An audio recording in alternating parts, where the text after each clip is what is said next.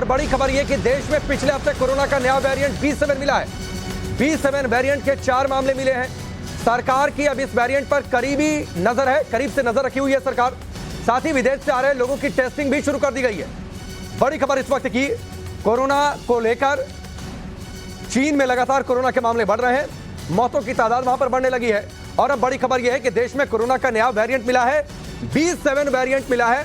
पिछले हफ्ते B7 variant मिला है और इस पर स्वास्थ्य मंत्रालय की नजर बनी हुई है। इसके लक्षणों को लेकर, इसके इन्फेक्शन को लेकर 4 मामले मिले हैं B7 वेरिएंट के और इसीलिए केंद्र सरकार इस पूरे मामले पर एक्शन मोड में है। आज एक समीक्षा बैठक हुई है केंद्रीय स्वास्थ्य मंत्री के नेतृत्व में और हर हफ्ते ऐसी बैठक होगी।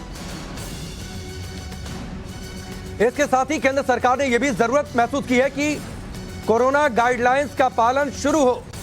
इस बीच बड़ी खबर, चीन में कोरोना के बढ़ते मामलों को देखते हुए केंद्र सरकार सतर्क हो गई है। विदेशों में कोरोना के बढ़ते मामलों को देखते हुए आज केंद्रीय स्वास्थ्य मंत्री मनसुख मांडविया ने बड़े अधिकारियों और एक्सपर्ट के साथ समीक्षा बैठक की है। इस बैठक के बाद तय किया गया कि कोविड की जांच को और तेज किया जाएगा। जिन्होंने अभी तक प्रिकॉशन डोज नहीं ली है उन्हें यह डोज लगवाई जाएगी। साथ ही अब कोरोना पर हर हफ्ते स्वास्थ्य मंत्रालय एक समीक्षा बैठक करेगा।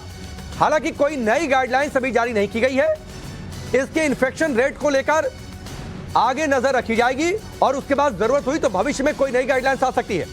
लेकिन मास्क और जांच को लेकर पुरानी गाइडलाइंस को फिर से सख्ती से लागू करने का फैसला किया गया है। यानी मास्क लोग लगाएं जब आप पब्लिक प्लेस पर जा रहे हैं और इसके साथ ही डिस्टेंसिंग का ध्यान रखें। साथ ही लोगों से अपील की गई है कि सोशल डिस्टेंसिंग के नियमों का भी पालन करें।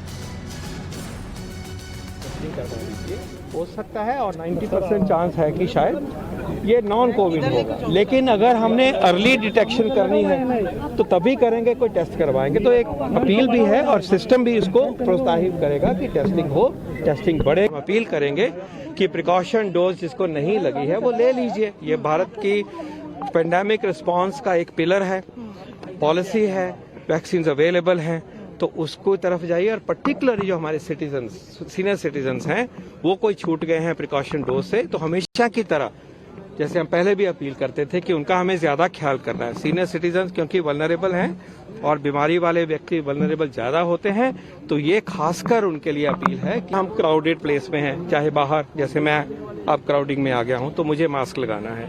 अंदर भी अगर क्राउडिंग है तो वहां भी हमने मास्क लगाना है। इसी प्रकार सोशल डिस्टेंसिंग की जो एडवाइजरी अभी तक है आपके समक्ष, उसका ख्याल रखिए। And again there those with comorbidities, those with a particular age, senior citizen, उनके लिए ये और भी जरूरी है। मयंक हमारे साथ फोन लाइन पर जुड़ चुके हैं, सीधे उनका रुख करते हैं। मयंक, एक बार फिर से जरूरत महसूस की जा रही है कि कोरोना के लिए गाइडलाइंस तय हो और उसकी शुरुआत इस तरीके से कि मास्क पहने लोग, सोशल डिस्टेंसिंग का ध्यान रखें, प्रिकॉशन डोज लगे।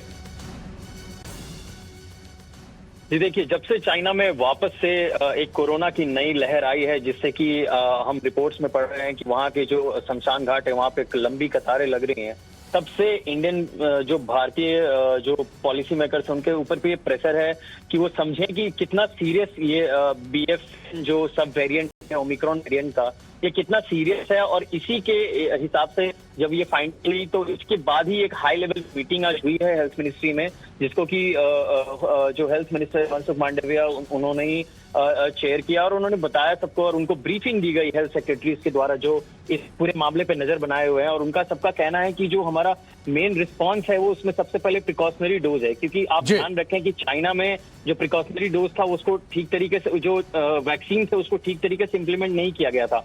उसको ध्यान में रख करके हेल्थ मिनिस्ट्री 3 चीजों के ऊपर गौर कर रही है। ठीक है, चलिए मैं बहुत बहुत शुक्रिया आपसे जुड़ने के लिए, इस पूरी जानकारी के लिए। देश में फिलहाल कोरोना के 10 अलग अलग वेरिएंट है। पिछले हफ्ते B7 वेरिएंट मिला है, उसके 4 मामले मिले हैं। स्वास्थ्य मंत्रालय की इस पर नजर है और उसने लोगों से कहा है कि लोग सतर्क रहें, सावधानी बरतना शुरू कर दें।